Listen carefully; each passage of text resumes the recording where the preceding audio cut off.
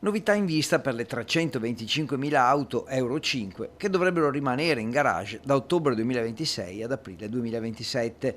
Il presidente della regione Alberto Stefani infatti vuole cancellare il divieto e combattere l'inquinamento in altri modi: il lavaggio delle strade nelle città più grandi, lo smart working per tutti i dipendenti pubblici veneti, vietare l'uso degli impianti a biomassa. Sono assolutamente d'accordo perché non si può limitare, la libera circolazione. Poi naturalmente c'è anche il problema ambientale e il problema ambientale lo si risolve, diciamo rinnovando il parco auto. E allora su questo tema l'annuncio dell'ACI è di questi giorni: per rinnovare il parco auto in circolazione con benefici per l'ambiente e la sicurezza stradale e consentire il cambio delle auto anche alle famiglie a basso reddito, ecco la proposta del noleggio sociale, ovvero noleggiare a 100 euro al mese con un massimo di 12.000 km compresi un'auto nuova.